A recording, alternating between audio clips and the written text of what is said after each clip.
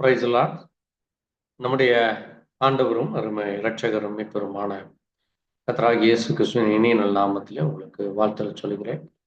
இந்த நாளிலும் கூட நம்மோடு கூட இணைந்து தேவனுடைய சத்திய வார்த்தைகளை பகிர்ந்து கொள்ளமான சென்னை பட்டணத்திலிருந்து சகோதரர் இவாஞ்சலிஸ்ட் சாம்வேல் ராஜ் அவர்கள் இன்றைக்கு தேவன் அவருக்கு செய்த காரியங்கள், அது மட்டுமல்ல அவருடைய ஜீவியத்திலே தேவன் எவ்விதமான காரியங்களை செய்தார் என்னும் சிறு சாட்சியின் மூலமாக மற்றும் தேவனுடைய நாம மகிமைக்காக அவர் சத்திய வார்த்தைகளை சொல்ல இந்த நேரத்திலே நம்மோடு இணைந்துள்ளார்.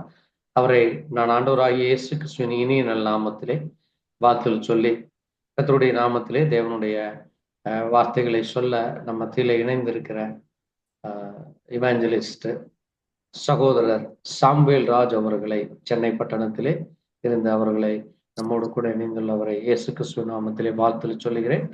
Brother, God bless you. Thank you for joining with us. கர்த்தர் உங்களை ஆசீர்வதிப்பாராக. நீங்க உங்க சாட்சியை சொல்லி நீங்க ஆரம்பிக்கலாம். தேங்க்யூ. கர்த்தருக்கு ஸ்தோத்திரம். பிரியமான தேவனுடைய பிள்ளைகளே, கர்த்தருக்கு ஸ்தோத்திரம். இந்த நாட்களிலே தேவன் இந்த சமயத்தை உங்களோடு பகிர்ந்து கொள்ளும்படி தேவன் கொடுத்த நேர பெற்ற அவருடைய இந்த சமயத்திற்காக கர்த்தர் நன்றி சொல்லியிருக்கிறேன். ஆம் பிரியமானவர்களே, இந்த நாட்களே என்னுடைய ரட்சிப்பை குறித்து சில வார்த்தைகளை நான் சொல்ல ஆசைப்படுகிறேன். நான் இந்து குடும்பத்தில் பிறந்து என்னுடைய காலேஜ் படிப்பு முடித்த பிறகு என்னுடைய வேலைக்காக நான் முயற்சி கொண்டிருக்கும் பொழுது எனக்கு வேலை கிடைக்கவில்லை. நான் 10 ரேங்க்குள்ள எடுத்திருந்தேன், ஆனால் எனக்குள்ள வேலை கிடைக்கவில்லை. அப்பொழுது நான் மிகவும் வீடு கஷ்டமான நிலைமையில் இருந்தபடினாலே எல்லாருக்கும் வேலை கிடைத்து விட்டது, நமக்கு வேலை கிடைக்கவில்லை, நாம் எதாவது சென்று தற்கொலை செய்து கொள்ளலாம் என்று நினைத்து கொண்டிருந்தேன். அப்பொழுது நான் என்னுடைய பட்டணம் திருச்சி பட்டணம், அங்கிருந்து சென்னை நோக்கி வந்தேன். அங்கு வரும்பொழுது அங்கே ஒரு ஓப்பன் இன்டர்வியூ இருந்தது, ரிட்டன் டெஸ்ட் இன்டர்வியூ. அதை அட்டன் செய்துவிட்டு நம்ம அப்படியே ஒரு வாரம் எதிர்பார்க்கலாம், இல்லாட்டா நாம் மடிந்து கொள்ளலாம், நம்மளை தற்கொலை செய்து கொள்ளலாம் என்று நினைத்தேன். அந்த நாட்களில் பார்க்கும் பொழுது மாருதி கார் கம்பெனி அப்போ 88ல் அந்த ரிட்டன் டெஸ்ட் வைக்கிறாங்க.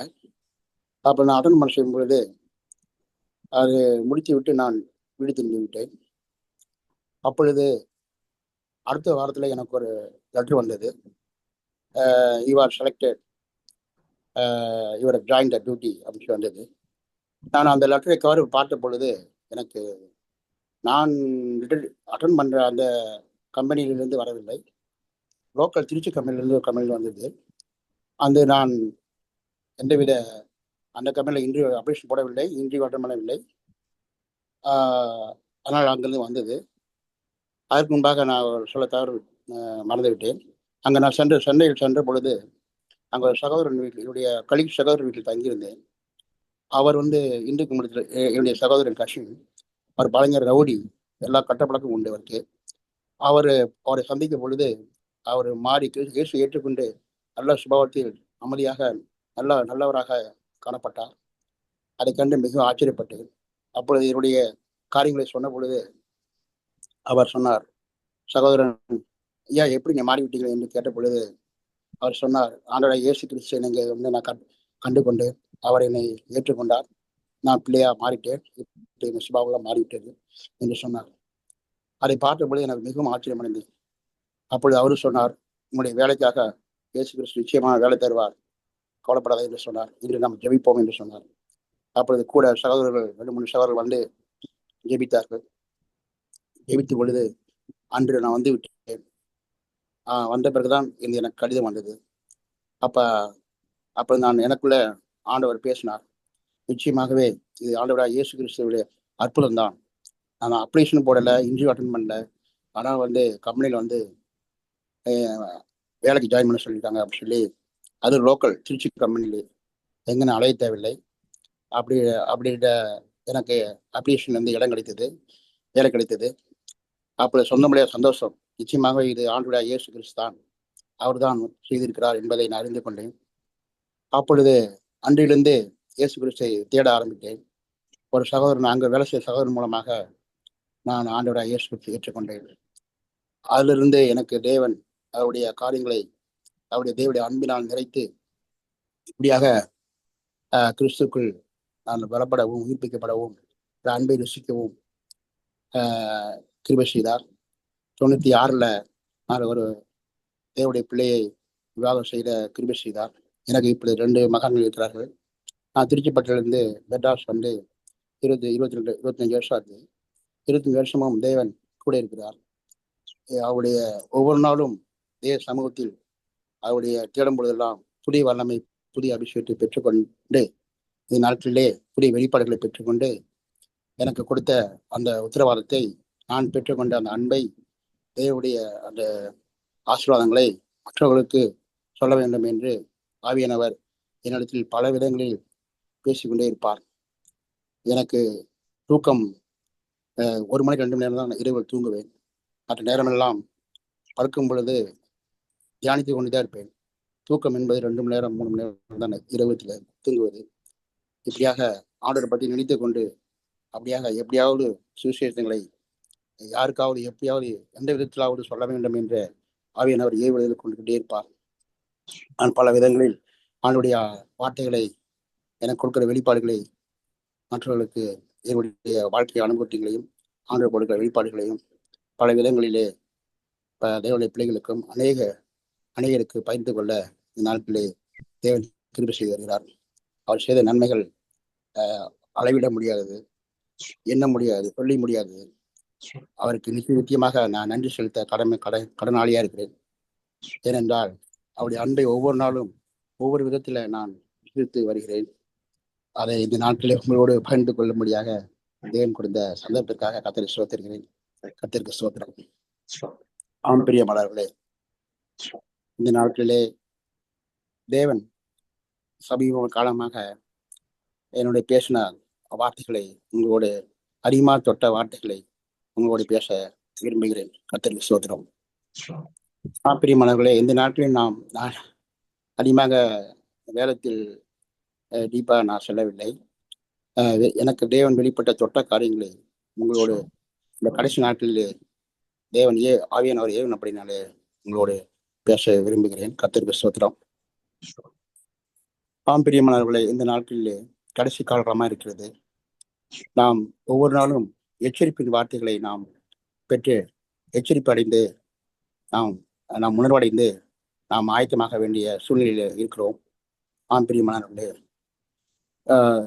ஆதாமுக்கு எல்லா ஆசீர்வாதங்களும் கொடுத்தார். ஆனால் ஒரே ஒரு எச்சரிப்பின் வார்த்தையை கொடுத்தார். அந்த எச்சரிப்பை அவன் அலட்சியம் பண்ணிவிட்டான். பிரியமானவர்களே, அந்த எச்சரிப்பின் வார்த்தையை நாம் ஒவ்வொரு நாளும் வார்னிங், ரோட்ல போனோம்னா warning, alert, turning is coming, danger is coming, danger round is coming அப்படின்னு சொல்லி வார்னிங்ஸ் போட்டிருப்பாங்க, எச்சரிப்பு.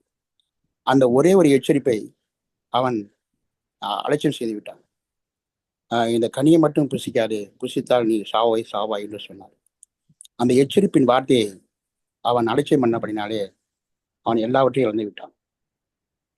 இப்படிதான் இந்த நாட்டில் எச்சரிப்பின் வார்த்தையை நாம் கவனமாக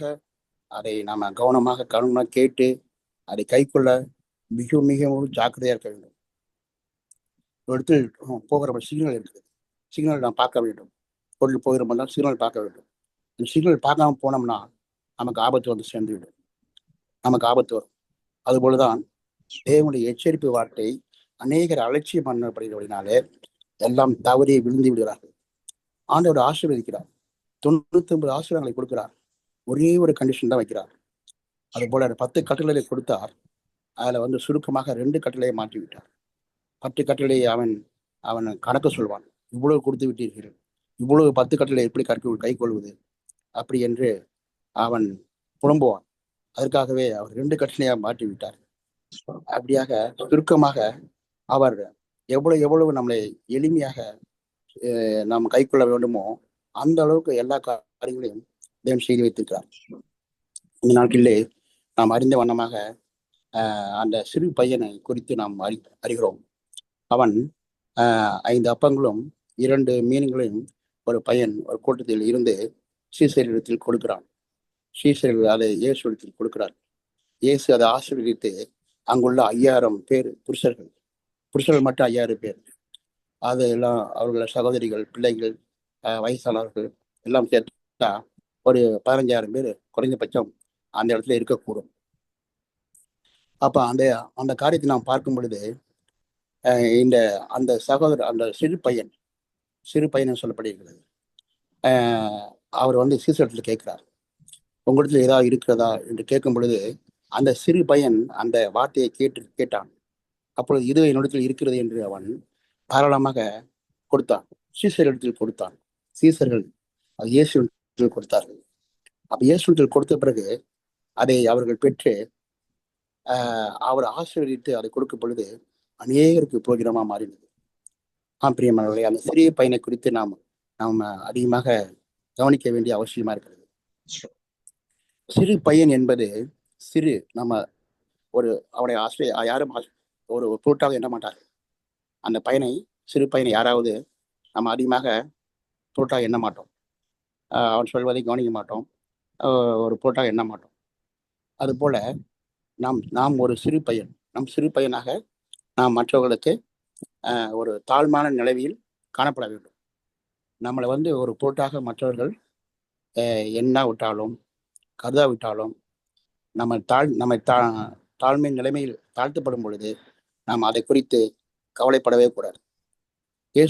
ஆண்டவராக இயேசு கிறிஸ்து எல்லாரும் காரி துப்பப்பட்டார், அடிக்கப்பட்டார், அநேக அடிகள் நொறுக்கப்பட்டார். அவர் எழுத்து எதுவும் பேசவில்லை. தேவாதி தேவன் அடிமையாக மாறினார், ஒரு வார்த்தை கூட பேசவில்லை.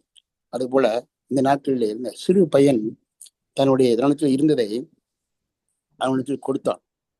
நான் யார் நம்மளை தாழ்த்துகிறோமோ அவர்கள் மட்டும்தான் உற்சாகமாக மனப்பூர்வமாக மற்றவர்களுக்கு கொடுக்க வேண்டும் என்கிற அந்த எண்ணம் இருக்கும். மற்றவர்களை அந்த பயணத்தில் கேட்கவில்லை. அவனாக இயேசு கேட்கும் பொழுது அவன் காது கொடுத்து கேட்டிருக்கிறான். அப்பொழுது சீசர்கள் கொடுத்திருக்கிறான். சீசர்கள் அதை இயேசுக்கு கொடுத்தார்கள். இப்படியாக அந்த தாழ்மை சுபாவம் மட்டும்தான் ஆண்டவர் எதிர்பார்க்கிறார். மீகால 6:8 பார்க்கிறோம். அது பார்க்கும்பொழுது உங்களுக்கு என்னத்தை எதிர்பார்க்கிறீங்க? மனத்தாழ்மையை நடப்பதே இல்லாமல் உங்களுக்கு வேற என்னத்தை எதிர்பார்க்கிறீங்க என்று நாம் வாசிக்கிறோம். இந்த நாட்களில் மனத்தாழ்மை என்பது பெருமை இருந்தனால்தான் சாத்தான் இருந்தான். அதுக்கு ஆப்போசிட் தான் மனத்தாழ்மை.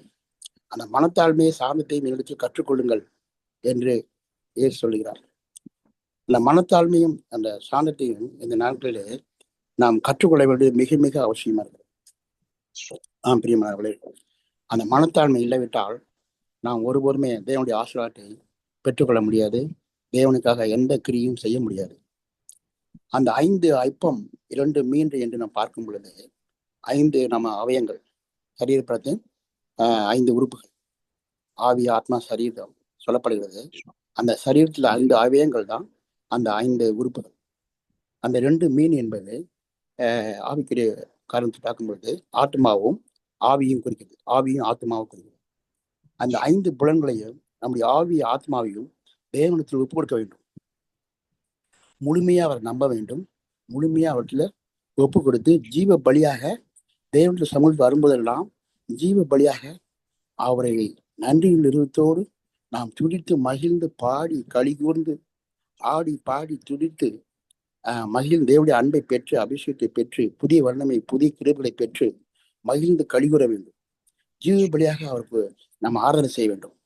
ஏனோ தானே சேர்ல உட்காந்துட்டு அப்படியே ஏதோ அழுங்காம உட்காந்துட்டு நாம் போகும்போது வேறு மனுஷனா போகும். அந்த வண்ணமா போகக்கூடாது, வேறு வண்ணமா போகணும்.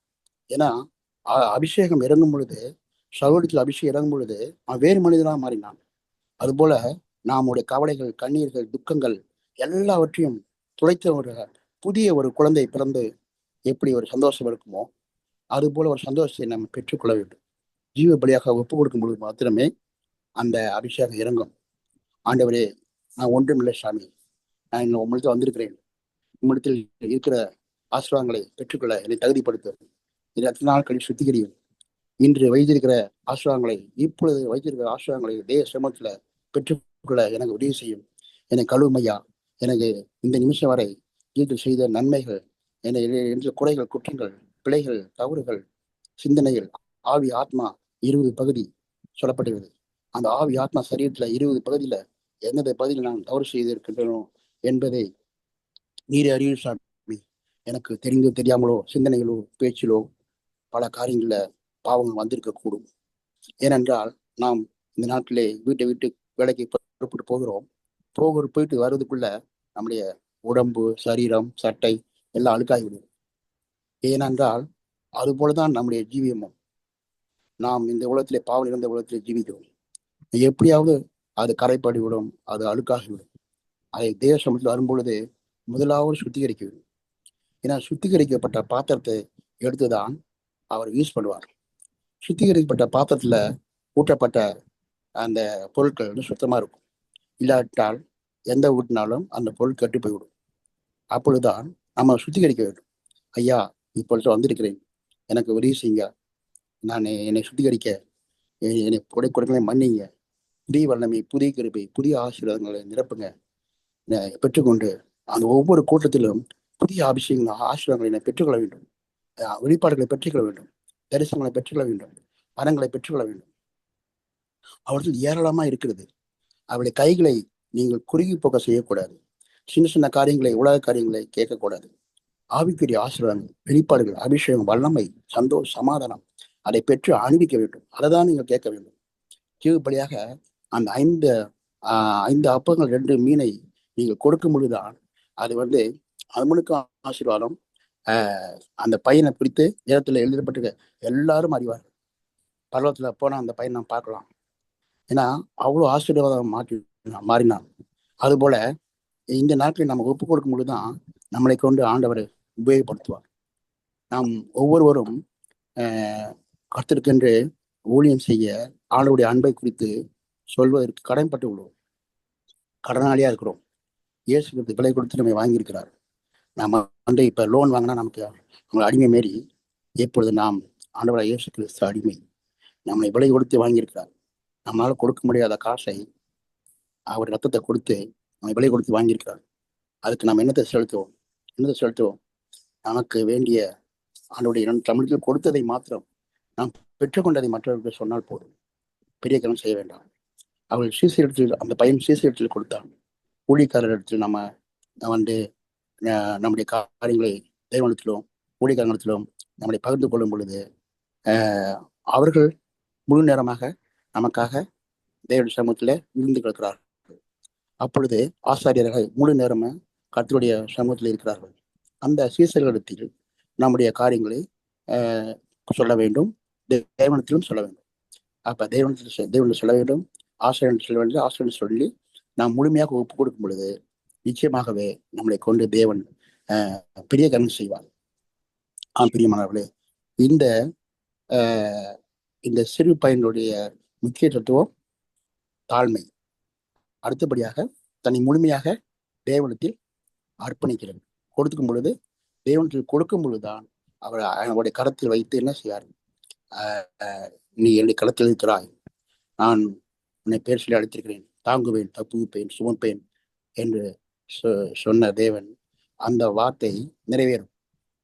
அவருடைய பலத்த கருத்துக்குள் நம்ம ஒப்பு கொடுக்கணும், அடங்கியிருக்க வேண்டும். எப்பொழுது பார்த்தாலும் நான் ஏதாவது ஒரு காரியம் நம்மிடத்தில் நல்லா செய்திருக்கேன்ப்பா, பரவாயில்ல, நல்லா இருக்கிறீங்க, நல்லா செஞ்சிருக்கீங்கன்னு சொல்லும் பொழுது அது நான் அல்ல, தேவ கிருபையே அப்படி செய்தது, தேவ கிருபையினாலே நான் இம்மட்ட வளர்ந்திருக்கிறேன், தேவ கிருபினாலே இம்மட்டமே என் குடும்பம் நிற்கிறது என்று சொல்ல வேண்டும். தேவனையே சார்ந்து கொள்ள வேண்டும், தேவனையே அறிக்கையிட வேண்டும். அதான் தாழ்மை. உங்களை எவ்வளவு குறைவாக தாழ்வாக இந்த உலகம் மற்றவர்கள் பேசினாலும் அதை நீங்க உங்களை ஒரு போட்டாவை எண்ண மாட்டார்கள், ஒரு போட்டாவை கருத மாட்டார்கள். அப்பொழுதுதான் அந்த சிறு பையன் இடத்துல நீங்க வருகிறீர்கள்.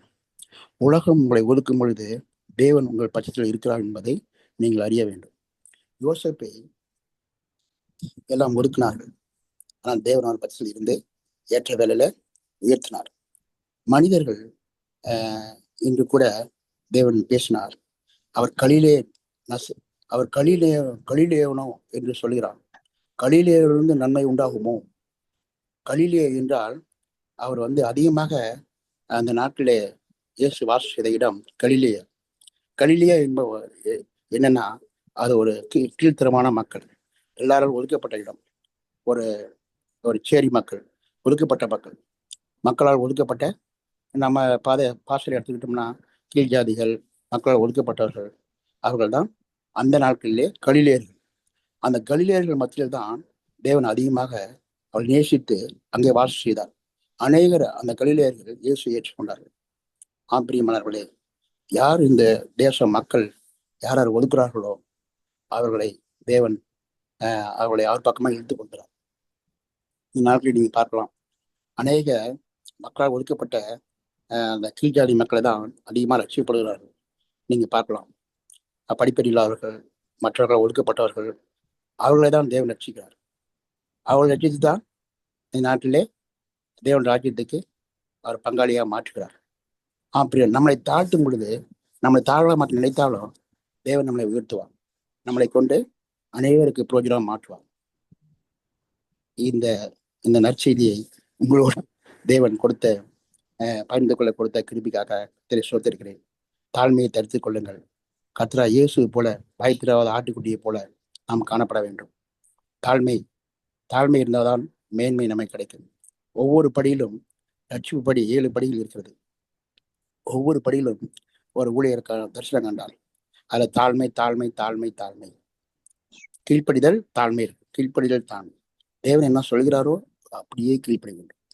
அப்படியே நம்ம தாழ்த்த வேண்டும். நான் அல்ல சாமி, நீர்தான் எனக்கு செய்தீர் என்று தாழ்த்தி ஒப்புக் கொடுக்கும் பொழுது நிச்சயமாகவே நாம் ஒவ்வொரு தேவன் சமூகத்தில் வரும்போதெல்லாம் ஒரு புதிய வல்லமையை அனுபவிப்போம். புதிய கிருபையை, புதிய அபிஷேகத்தை, புதிய வெளிப்பாடுகளை பெற்றுக்கொள்வோம். ஏனென்றால் இந்த நாட்களே ஒவ்வொரு நாளும் வளர வேண்டும். ஆளும் வளரணும், அறிவு வளரணும். அதுதான் வளர்ச்சி என்று உலகத்தான் சொல்கிறான். நம்மிடத்தில் ஒவ்வொரு நாளும் வளர வேண்டும். எப்படி வளர வேண்டும்? புதிய புதிய கிருபைகள், புதிய புதிய அபிஷேகங்கள், புதிய வல்லமைகள் பெற்றுக்கொள்ளும் போது மாத்திரமே அதை நமக்குள்ள வளர்ச்சி இருக்கும். மனசாட்சி நம்ம குறித்து சாட்சி சொல்லும். நமக்கு ஆய்வுரை கனிகளை கொடுக்கலாம். தினந்தோறும் நல்ல கனிகளை, ருசியான கனிகளை மற்றவர்களுக்கு நம்மளால் கொடுக்க முடியும். நம்ம கிறிஸ்துக்குள் வளர முடியும். பூர்ண புருஷனாக, கிறிஸ்துக்கு ஏற்ற ஒற்ற மனவாட்டியாக நாம் மாற வேண்டியது அவசியம். அப்பொழுது மாத்திரமே அத்துடைய வரிகளை நாம் எடுத்துக்கொள்ளப்பட முடியும். இல்லாவிட்டால் பல்கை எடுத்துக்கொள்ள முடியாது. 1000 வருஷ ஆட்சியில் பங்கு பெற முடியாது. நாம் பொதுவான உயிர்த்தல் எழுதியிருக்கலாம். ஆனால் இயேசு கூட நேருக்கு நேராக அவருடைய பக்கத்தில் உட்காரக்கூடிய அந்த ஆசீர்வாதம் கிடைக்காது. கீழே இருந்து மேலே பார்க்கலாம், புதிய பூமியிலிருந்து அவரை பார்க்கலாம். ஆனால் ஆண்டுடைய வரிக்கு நாம் போக வேண்டுமானால் அவருக்கு ஒப்பாக நாம் மாற வேண்டும். மனவாட்டியாக ஜீவித்திருக்க வேண்டும், வளர்ச்சி இருக்க வேண்டும், ஆழ்கிற கனிகளை கொடுத்திருக்க வேண்டும்.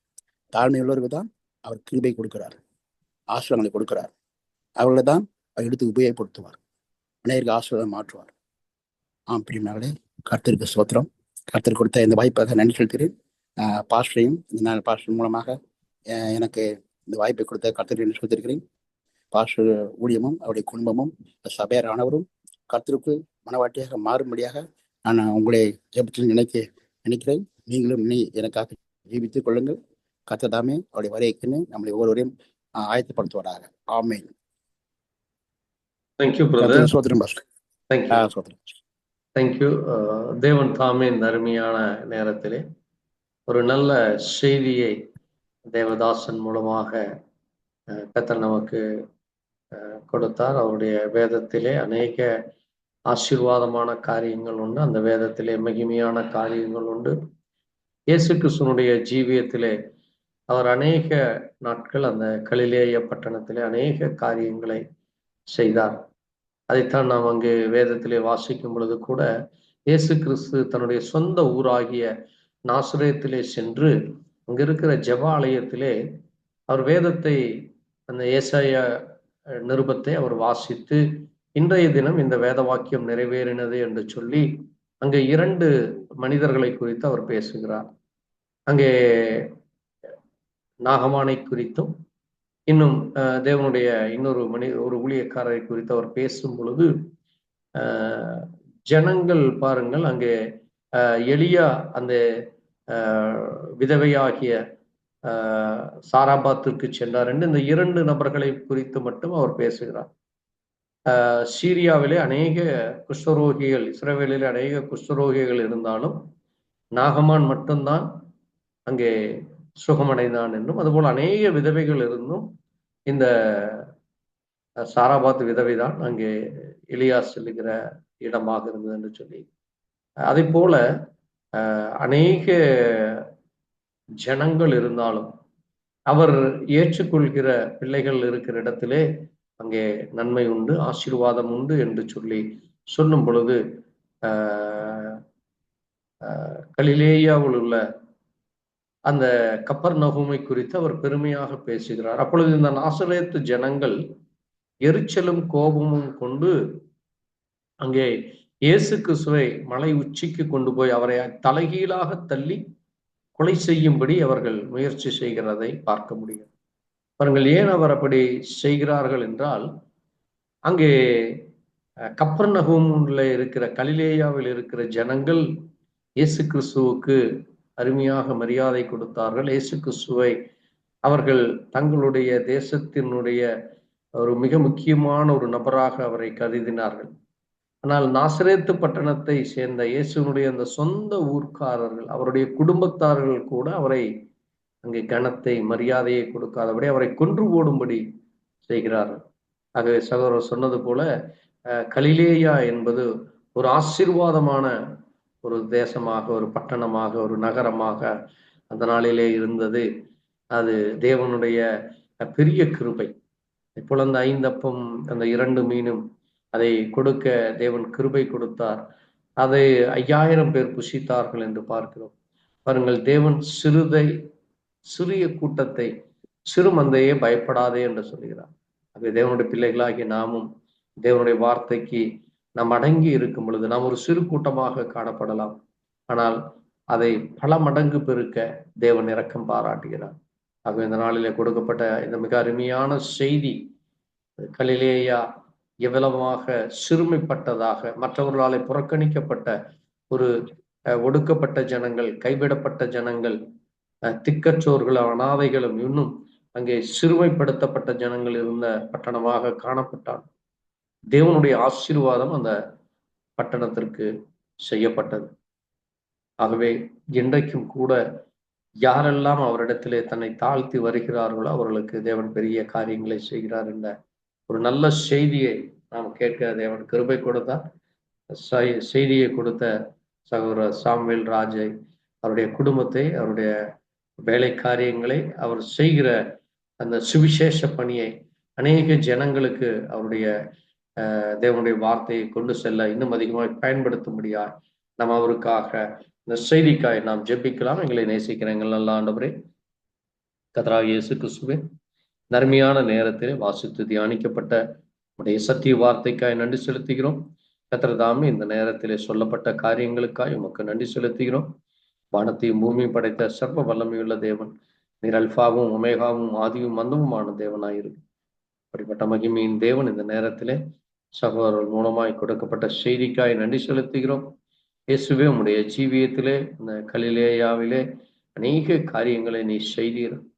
அது போல அந்த 5 அப்பம் 2 மீனும் அநேகருக்கு ஒரு ஆசீர்வாதமாக வந்ததை போல ஆண்டவரே, 5 என்பது கிருபையாக இருக்கிறது. ஆண்டவரே, நீர் ஆண்டவரே கிருபையின் தேவனாய் இருக்கிறது. 2 என்பது 2 சாட்சிகள், 2 அங்கே பழைய ஏற்பாடு புதிய ஏற்பாடு, இப்படி அது எங்களுக்கு புசிக்கிற காரியங்களுக்கு ஒரு ஆசீர்வாதமாக தேவனுடைய வார்த்தைகளை கர்த்தர் நல்லவர் என்பதை ருசித்து பாருங்கள் என்று சொன்னவர். அது அப்பத்துக்குரிய காரியமா, புசிப்புக்குரிய காரியமாக ஆண்டவரே, நாங்கள் அனுதினமும் உடைய வேதத்தை வாசித்து அதை புசித்து அதிலே நன்மைகளை, அதிலே சொல்லப்பட்ட எச்சரிப்புகளுக்கு கீழ்ப்படிந்து நட. ஆதாம் உம்முடைய வார்த்தைக்கு கீழ்ப்படியாதபடி அவன் அந்த கட்டளைகளை, அந்த கற்பனைகளை மீறி நடந்ததுனால் இந்த பூமியிலே சாபம் வந்தது, மரணம் வந்தது. அவர்கள் உம்மிடத்திலிருந்து பிரிக்கப்பட்டார். ஆனாலும் தேவன் இரக்கம் பாராட்டி இந்த மரணத்தை நீர் ஜெயமாக விழுங்கி எங்களுக்கு நீர் நித்திய ஜீவனையே கொடுத்திருக்கிறீரப்பா. அதை நாங்கள் விசுவாசத்தோடு ஏற்றுக்கொள்ளும். தாழ்மையுள்ளவர்களுக்கு நீர் இரக்கம் பாராட்டி நீர் ஆண்டவரே தாழ்மையுள்ளவர்களை நீர் உயர்ந்த இடத்திலே வைக்கிறீரப்பா. நாங்களும் உடைய சமுத்திரங்களை தாழ்த்துகிறோம். நாங்கள் மண்ணென்று நினைவு கூறி கர்த்தர்தாமே இந்த நாளிலே செய்தி கொடுத்த அன்றுவரே தேவதாசன் சகோதர சாமுவேல் ராஜுக்காய் நன்றி செலுத்துகிறோம். கர்த்தர்தாமே அந்த சகோதரனை இன்னும் அதிகமாய் பயன்படுத்தும். அவருடைய தேவைகள் சந்திக்கப்படும். அவருடைய வாலிப வயதில் உள்ள பிள்ளைகள் ஆசீர்வதிக்கப்படும்.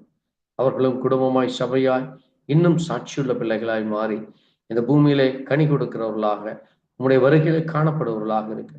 இன்னும் அநேக காரியங்களை செய்ய நீர் அவர்களையும் பயன்படும். உடைய கரத்திலே ஒப்புக் கொடுக்கிறோம். எங்களையும் உடைய சமூகத்திலே தாழ்த்துகிறோம். இது கேட்கிற ஒவ்வொரு தேவ ஜனங்களையும் விசுவாச பிள்ளைகளுடைய விசுவாசத்தை இன்னும் அதிகமாக வர்த்திக்க பண்ண வேண்டுமா? இயேசு கிறிஸ்துவினுடைய பரிசுத்த நாமத்திலே.